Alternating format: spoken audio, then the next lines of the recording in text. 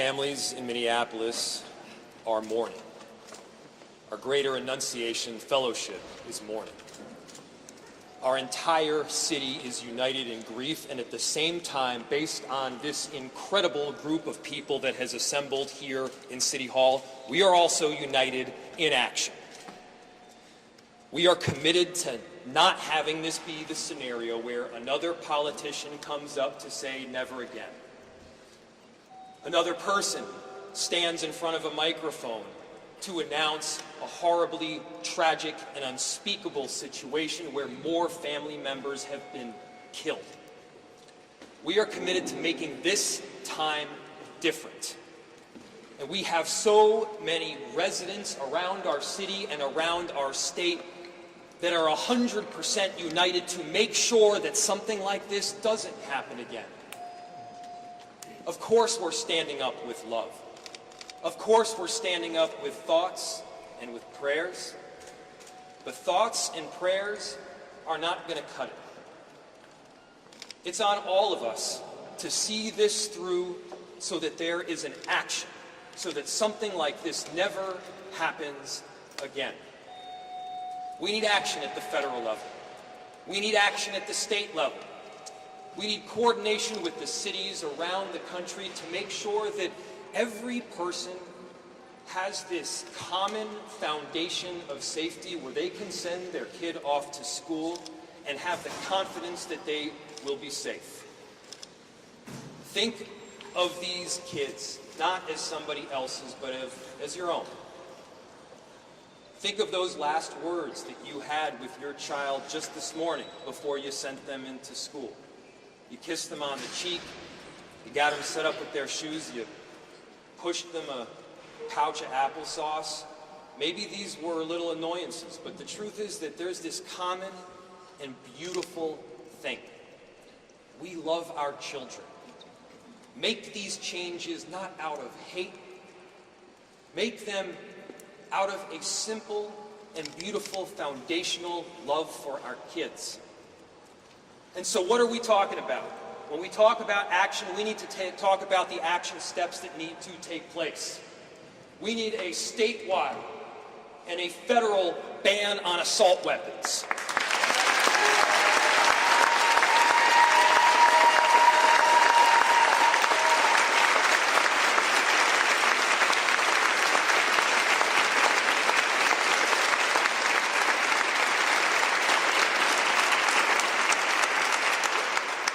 We need a statewide and a federal ban on high-capacity magazines.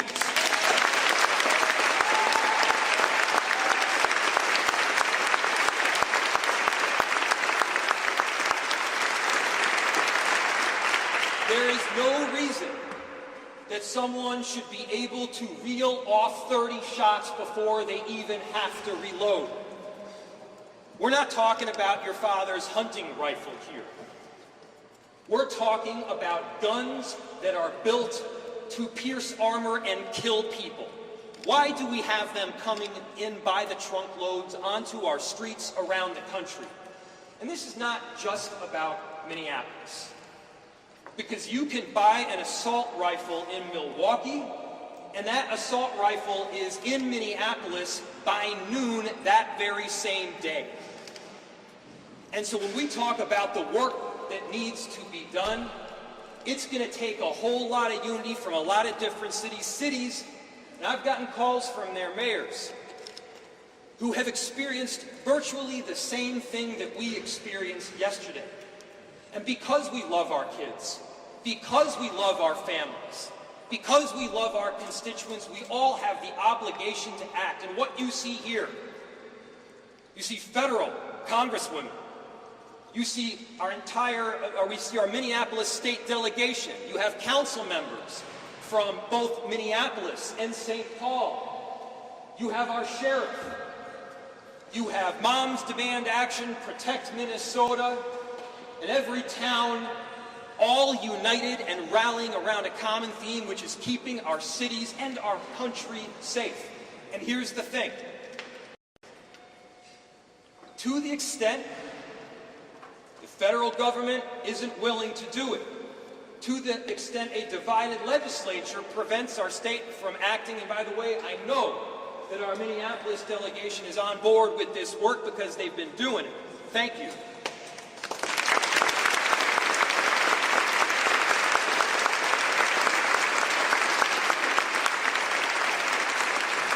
But here's the final ask. To the extent other levels of government are either unwilling or unable to keep cities safe, let us do it ourselves. We are responsible for 435,000 residents that call Minneapolis home and many more that come and go. I think we'd be happy to ban assault rifles here in Minneapolis.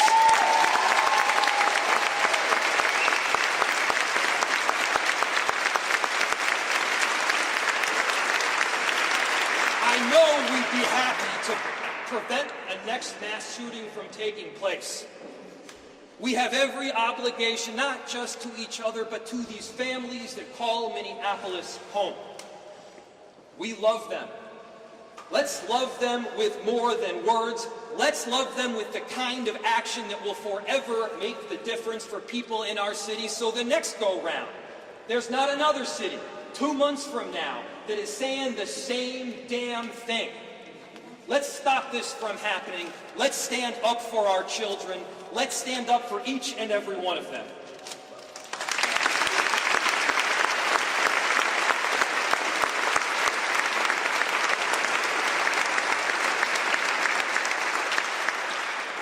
So it takes a whole team to pack this hall, to put these events together, but more importantly, to do the kind of long-term advocacy that results in change. I mentioned a number of groups that are here, and I have the honor, and please give her a very warm welcome, of welcoming up from Moms Demand Action, an exceptional volunteer in Leah Condis.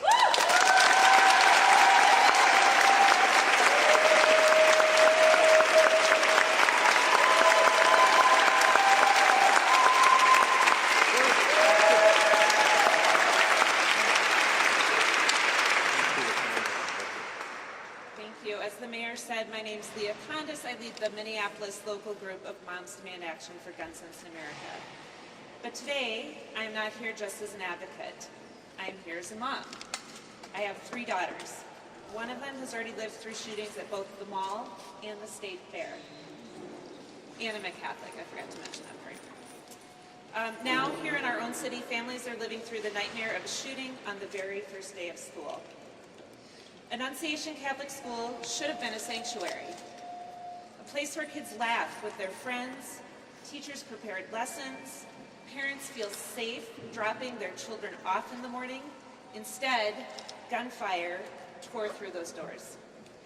Children were gunned down in church, praying in their place of worship. Another school year begins, and once again, it is marked by gun violence. And this is not an isolated incident. Less than 24 hours before this tragedy, there was another shooting here in Minneapolis. And in that case, an AR-15 style assault weapon was used. These are weapons of war, and they are tearing through our communities over and over again. We cannot call ourselves a free country when parents cannot send their kids to school without wondering if they will come home alive. And even for the children who survive, the trauma will live with them forever. All signs point to yesterday's shooting also being carried out with an assault weapon. These guns were designed for battlefields, not for our schools, not for our churches, and not for our neighborhoods. No civilian needs a gun that can fire dozens of rounds in seconds. These weapons exist for one purpose: to kill and wound as many people as possible, as quickly as possible. We've seen what happens time and again when assault weapons are used. And we also know what happens when they're banned. Lives are saved. When the federal assault weapons ban was in place, mass shootings went down. After it expired, they increased. We cannot afford more delay. Here in Minneapolis, this tragedy comes after 3 other deadly shootings in just 24 hours. Our city is in pain. Our state is in pain.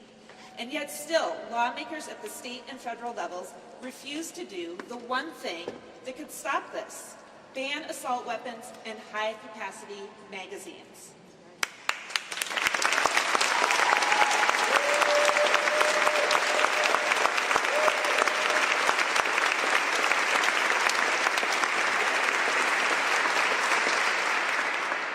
Sending kids to school should not mean sending them into a war zone. Enough is enough. Our children deserve better. Our teachers deserve better. Our communities deserve better. So today, on behalf of the families reeling from this shooting, and on behalf of every parent who lies awake at night wondering if their child is safe, we are demanding action. Minnesota must lead and Congress must follow. Ban assault weapons and high-capacity magazines. Get these weapons of war off our streets and out of our communities. Our kids cannot wait any longer.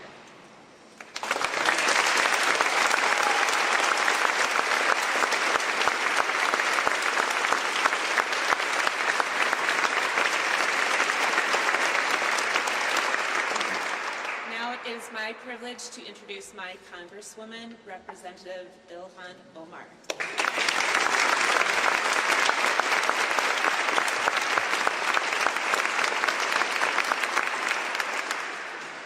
Thank you, Leah. As Leah said, it shouldn't be hard to ban assault weapons and high-capacity ammunition. What is hard is being a mother, having just dropped off your babies, just returning home to clean up the mess that was left after breakfast, getting rid of that cereal bowl, maybe the little bit of eggs, scrambled eggs that was left over, the half-drinking juice box. That should be hard. And receiving that phone call before you are even able to get rid of the residue that your babies left as you dropped them off at school, and to hear that your 2 angels are no more. That someone evil enough was afforded the ability to get a weapon that could be used to assassinate them through a window at their school while they sat for morning mass.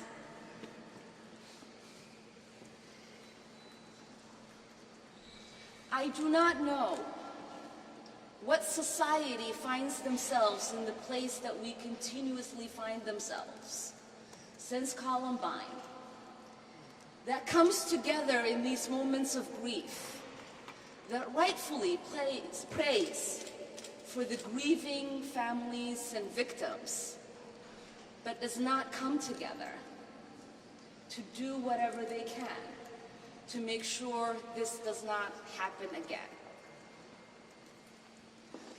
Leah and the mayor mentioned the fact that these are weapons that are used in war.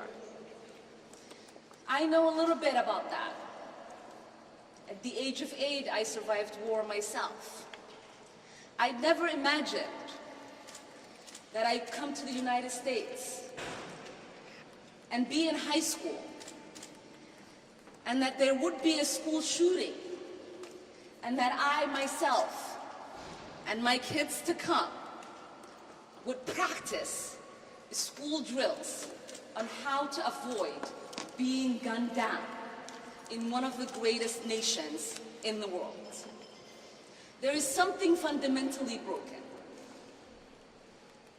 I know that in America we value life. I know that in America we are loving neighbors. I know that in America we are people of faith because these babies that were gunned down were actually kneeling in prayer. But what I do not know is why, uniquely in America, We have the capacity to not change what we know we can.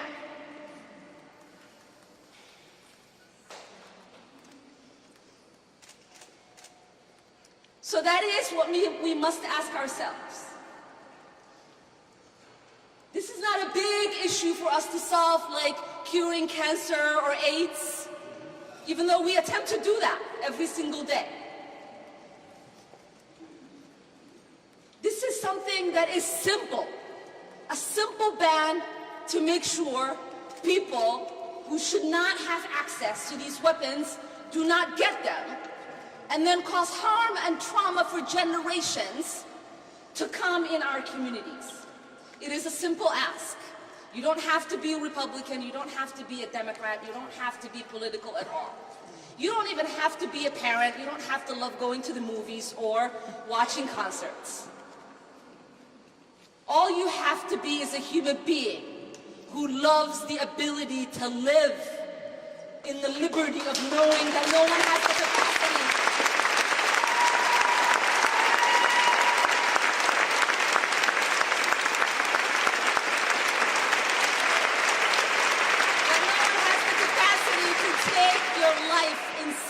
with weapons that they shouldn't have access to. And I'm going to call on someone who understands the kind of damage that these kind of weapons could cause to a body, that also understands the trauma that children and families have to live with. This is Dr. Mark Coulter, who used to be the former CEO of Children's Hospital and specializes in trauma. Because in this moment, if America has not woken up yet, they need to hear the real realities of what these damages look like in order for our hearts to continue to be softened and for our minds to start thinking about the solutions that we know are accessible to us.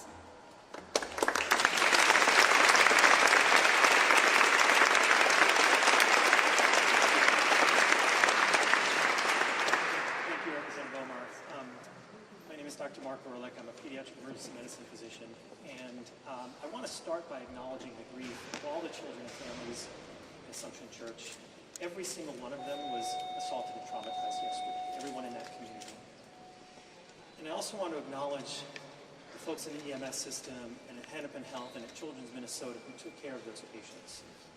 Because I know from my 25 years of practicing pediatric emergency medicine that when you have seen a small body that has been mutilated by bullets, you do not easily or ever get over that.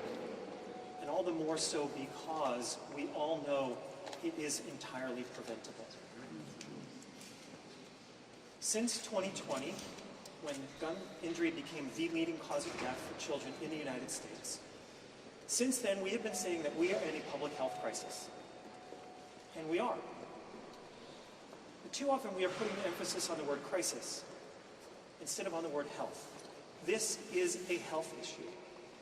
This is not a criminal justice issue or a policing issue. This is not a constitutional law issue. This is not a moral issue. It is a health issue. Children are being injured and killed. They're being injured and killed by bullets coming out of guns, fired by people in a social context. And a public health issue requires a public health approach.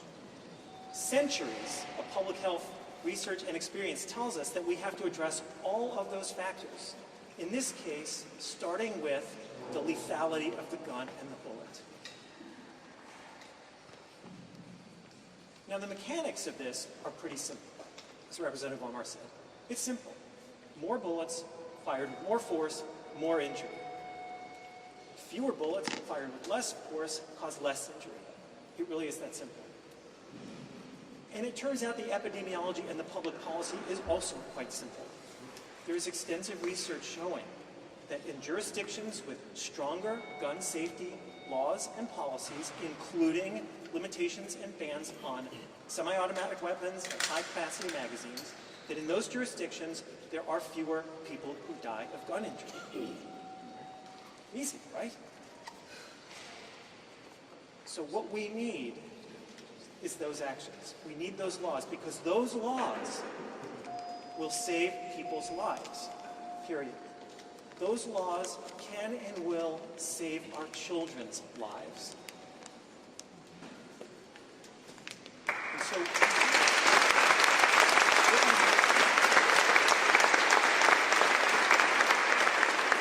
we need action at the federal level, we need action at the state level, as you've heard. And so I would like to next introduce State Senator Zainab Mohammed.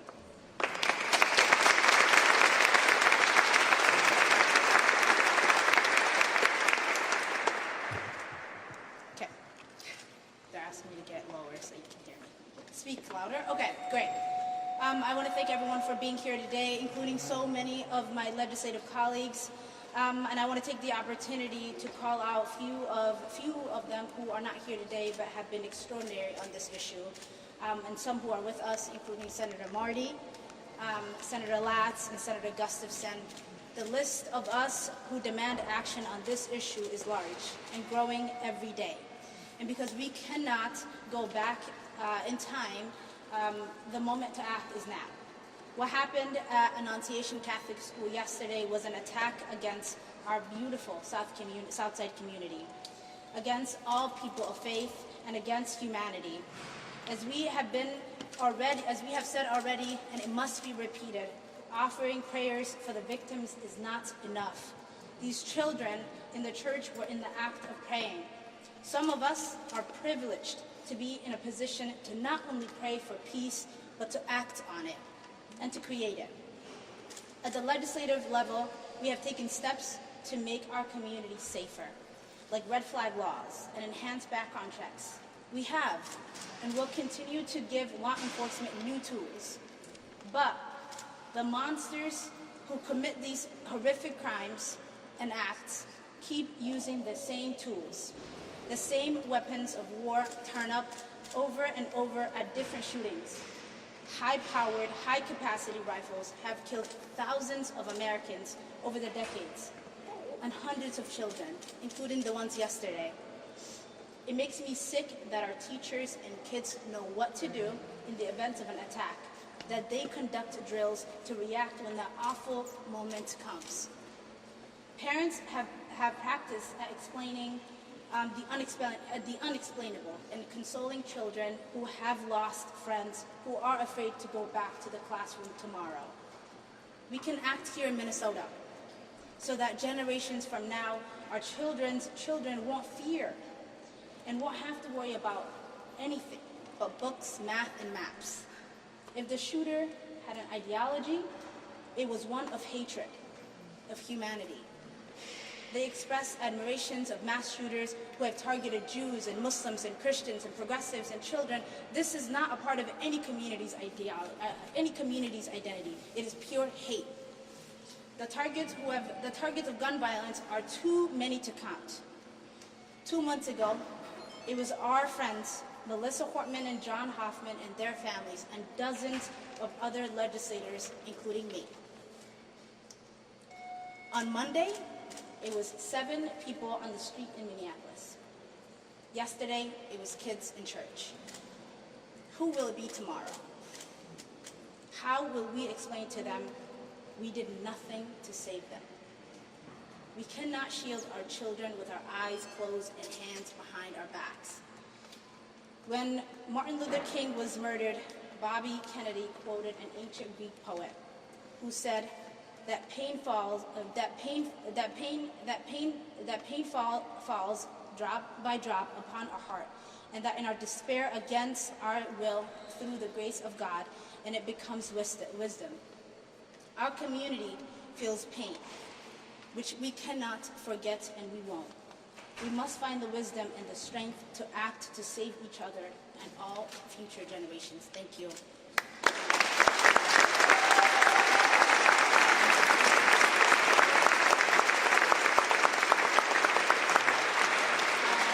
Next, I'd like to call up my partner in the Senate District, Representative Emma Greenman.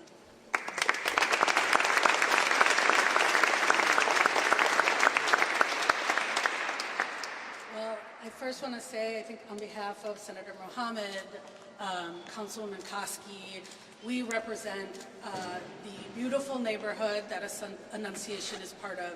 And thank you for the advocates, the colleagues, the community members here who are here, not just from Minneapolis, not just from the metro, from around the state, who understand what is happening. Our community is shaken and heartbroken. Losing 2 kids, 17 injured kids and parishioners, and a whole community who this tragedy has reverberated out. I found out about this from neighbors who called and texted and who didn't know what was going on. They heard the barrage of bullets. Nobody should have to live through that. Nobody should lose their kids or family members over that, and communities shouldn't have to live like this. So for the last 24 hours, last day, we have been wrapping our arms around the community, around the families, around Annunciation Church, and everybody there. And I just want you all to know how important this community is. You know, this is the place where people go and give blood. It is where the very Jewish side of me got a Christmas tree. It is where Girl Scouts and sports teams, it is our entire community. And so when something like this happens, it is not just South Minneapolis, it is Richfield and in Bloomington and the whole metro. And we join in our grief communities around the country that have been here before, that have been shocked and wrecked and have said this is unimaginable, and now it is imaginable because we keep letting it happen. Enough is enough. We cannot become numb to this. We cannot become numb. We cannot have people say, there's nothing else we can do. Red flag laws don't work. Anything doesn't work. That is not true. And there is more we can do.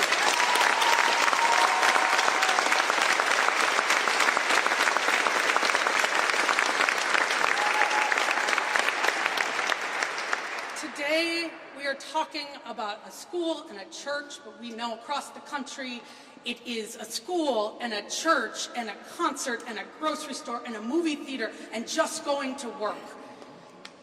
Everyday people need to be safe doing everyday things.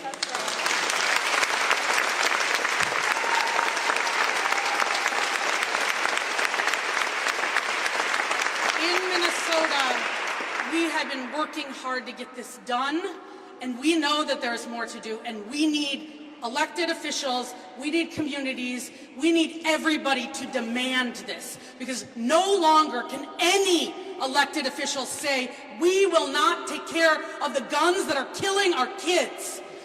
No longer.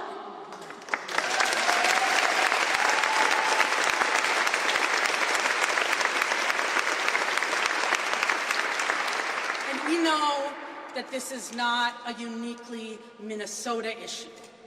It is a national issue. And as our Congresswoman Omar said over and over again, and has said, we need a national solution. So we are going to get to work here in Minnesota. We have been getting to work. Behind me, whether it's Representative Frazier, Representative Moeller, and many others that my colleague Senator Mohammed mentioned, have been working night and day, years after years. And we are going to get it done, but what we know is Washington has to solve this problem with us.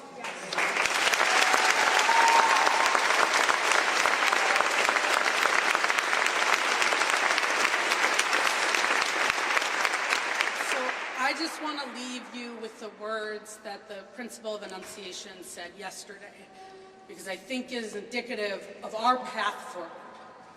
He said a proverb. He said, when you pray, move your feet. Move your feet. And we are here today. We are here with community. We are here with families and parents. We are here with people across the state of Minnesota and elected officials at all levels of government to move our feet together. And that means moving our feet to ban assault weapons, to ban high-capacity magazines, to improve and increase the things we are doing to ensure that never again do people have to feel unsafe, do kids have to worry and shelter in place. And we can and need to continue to say never again, because we need to make that a reality together. And so please, let me introduce from Protect Minnesota, Maggie Emery, because it is the families and the advocates on the front lines that we do this work with. Thank you.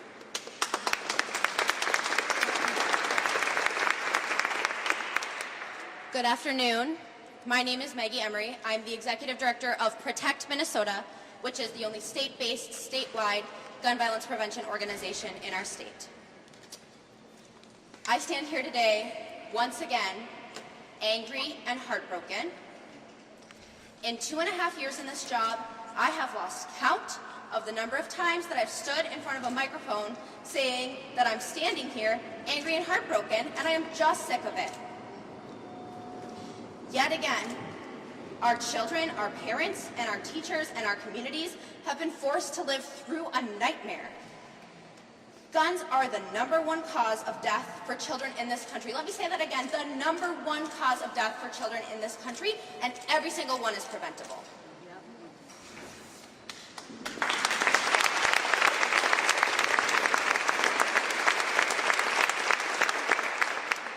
How many more times do we have to gather like this before we act? How many more times do the people here with me today have to stand up in front of news microphones and say, please let this be the last time, before it's actually the last time? And the thing about it is, we know what fuels this crisis. Assault weapons and high-capacity magazines designed to kill as many people as possible, and sometimes as many children as possible, as quickly as possible. The data is clear. When assault weapons are used, mass shootings are far more deadly, with 6 times as many people shot and more than 2 times as many killed. Year after year, progress is stalled while our communities and our children pay the price. This is a uniquely American phenomenon, but Minnesota does not have to wait any longer. We have the power to lead the way and to show that the lives of our children matter than the gun lobby's money and political cowardice.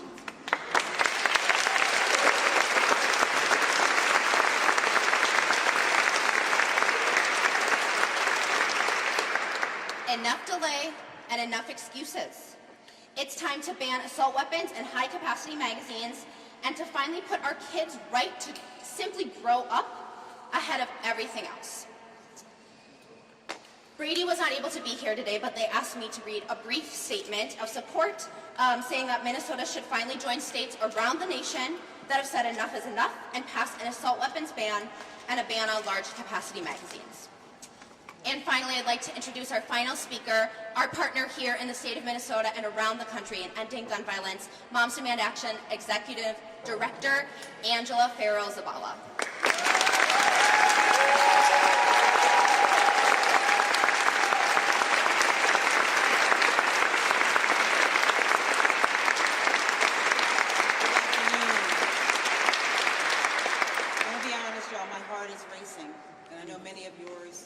As well. We're here after yet another school shooting. 2 children are dead, 14 more children, and 3 teachers were shot. As a parent, I have to say what every parent feels at this moment, which is the grief is crushing and the anger is unrelenting. This is unbearable. This is unacceptable. Yesterday, I got to come home. I got to come home and tuck my kids into bed and kiss their foreheads. This morning, I had the privilege of watching them sleep safely in their beds and kiss them one more time before I came here. I got to do that because my children came home yesterday. Some of the children at Annunciation Catholic School did not.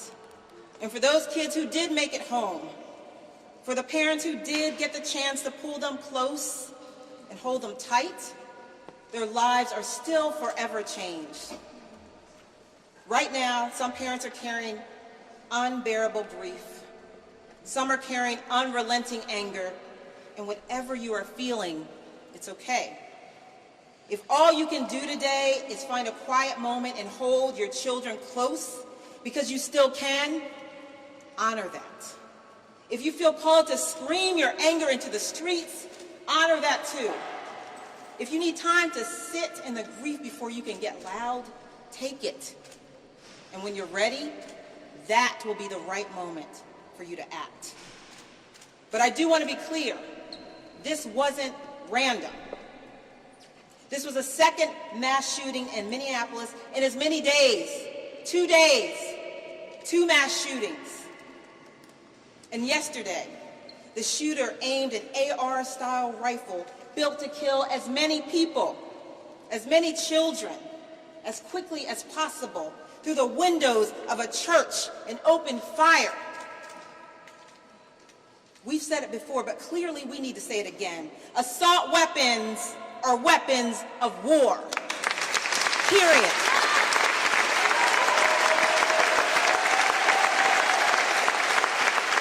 They are designed for the battleground. They don't belong in our schools, in our churches, in our communities. And yet here we are, again, because politicians would rather protect the gun lobby's profits than protect our kids.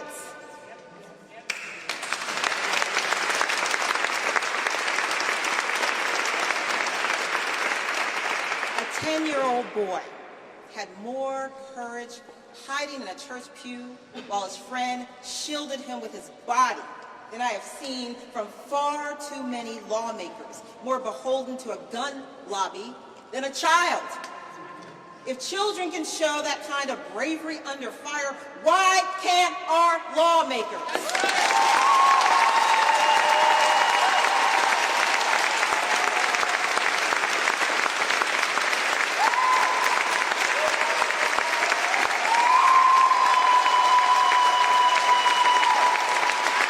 Say it again, as it was said before me. We need to ban assault weapons, period. We need to ban high-capacity magazines that allow shooters to fire more rounds without reloading, period, here in Minnesota and across the country.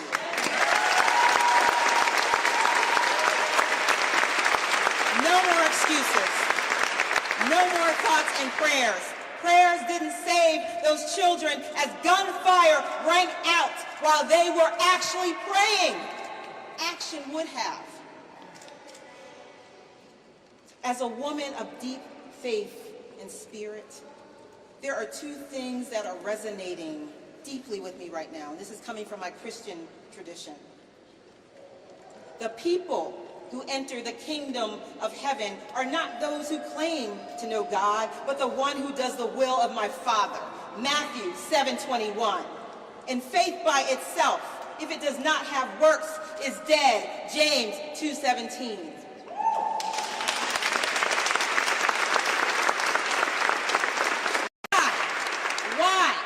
Why are we leaving it to our children to fight gunmen armed with an assault rifle? Let me be clear. This isn't some kind of impossible ask. Assault weapons and our children can't coexist.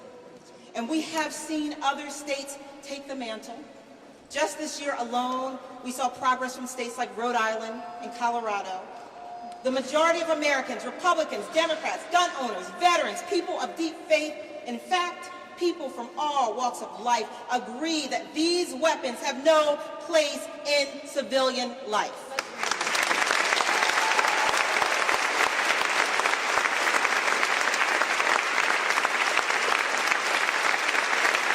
The only ones standing in the way? Politicians who are too cowardly to act.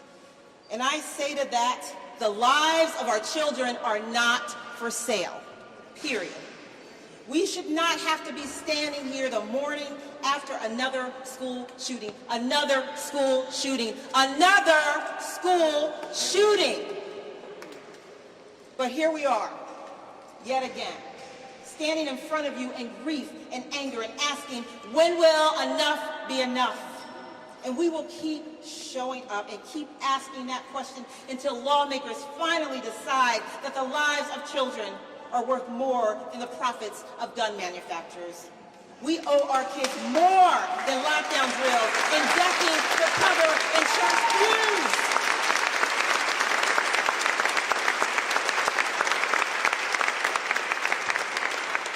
We owe them a future. And if lawmakers won't act to ban assault weapons, to ban high-capacity magazines, then voters will elect new ones that will. Thank